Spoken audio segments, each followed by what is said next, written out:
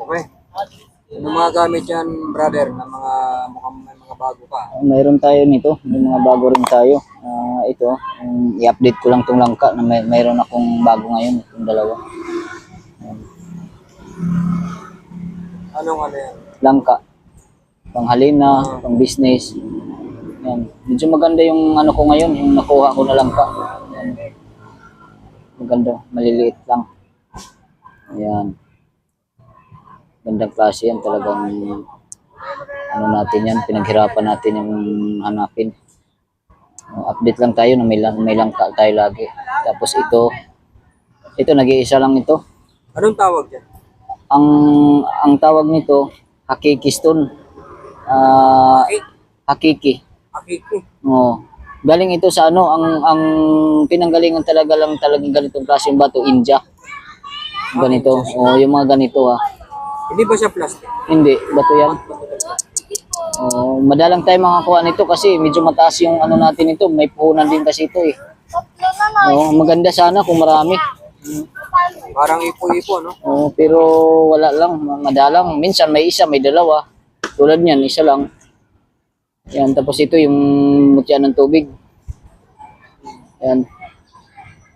Yan yung mutya ng tubig, naging kristal na. Sa atin kasi, bato umo ang mutya natin sa tubig na galing sa kuiba. Bato umo na kukuha, bilog. Ito rin, kuiba rin ito, pero galing Thailand to. Yan o, crystallite. Ito kasi may-ari na ito. Pinalian ko yun. Susunod araw pa ito kukunin. Yan. Ito yung ano natin, mutya ng tubig, bali dalawa lang. Walang maliit nito kasi kung ano lang ang dumating, yun lang talaga. Ayun lang. Oh, wala tayong ano na yung maraming klase. Tapos ito naman yung trabong ko, yung may ilaw. Trabong ko, no? Oh, yan. Ito, mayroon na rin itong may-ari. Sa Friday pa ito makuha.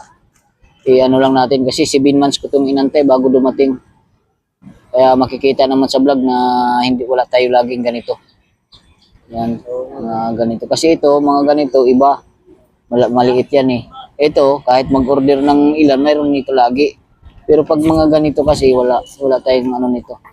Makukuha na ganun kadali na ano kasi, ano to, bihira. Ayan, umiilaw siya. Ito may-ari na ito.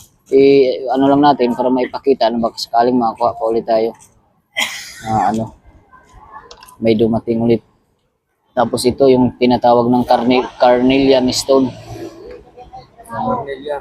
Ito kasi akin to eh. Nilagyan ko na ng ano. Pang attraction, pang sa tindahan, pang akit siya. Pang attract talaga siya. Yung iba na hindi masyadong alam ng carnelian, pwede niyong i-search ito kung paano siya kunin. Baka sabihin kasi na gawa lang. Para ma-search nyo, makita nyo kung paano ito kukunin. Kung paano siya, kasi ito kininis na ito para sa pang display, pang tulad nito, medyo maliit, yan, kwintas. Inano ko. Anong gamit niya? Pang attraction ito, pang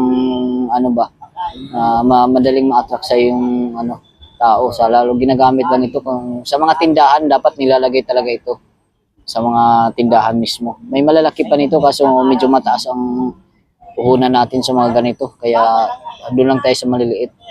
Carnelian stone to. Yan. Ganito talaga ang kulay niyan. Walang yan, yung kinukulayan, hindi. Natural siya. Oo, natural. Para yung iba, para alam nyo yung source ng carnelian, baka sabihin na gawa, i-search nyo carnelian stone hunting. Kung paano siya huntingin sa mga bundok. Oo, ganun yun. Kasi ito, mayroong iba na hindi maiwasan na baka sabihin nila na gawa.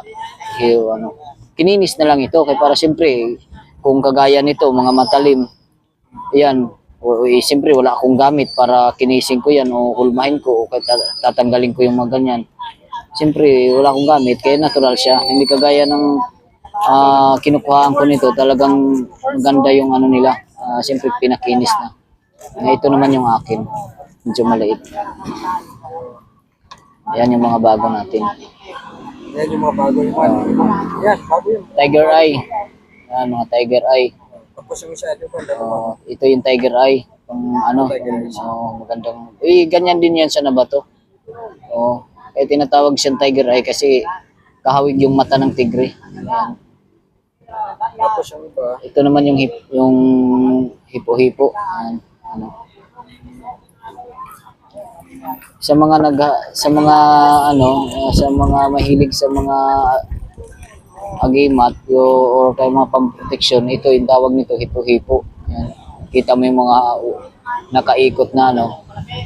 Ayan. Ito dalawa rin to pero itong isa akin. Yan may mata pa oh.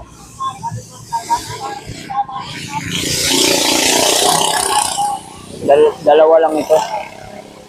Dalawang piraso. Ayan. So, yan lang yung ano natin, bago natin. Yung sa luya natin, update tayo, mayroon pa rin mga ano natin, luya. Kidlat. At saka ito, yung alitap-tap pala, ano ko to. Yung buhay na ano, yung bato na dinadapuan ng alitap-tap. Ngayon lang ulit tayo nakakuha nito ha. Isang piraso lang din. Yan.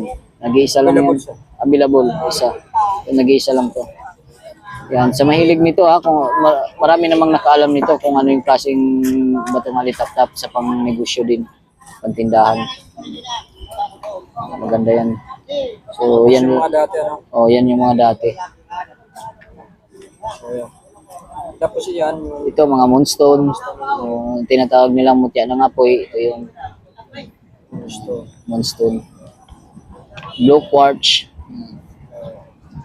Salsagan, meron pa rin tayo. Kumpleto tayo. Basta kung sino yung gustong magtanong, magtanong lang. Kahit hindi bibili, pwedeng magtanong. Available ba yung number mo? Oo, available yung number ko. Maayos na yun pinaayos ko na talaga yung number ko. So, yun lang. Yun lang. Sa sunod ulit tayo. May darating tayo. Abangan lang natin.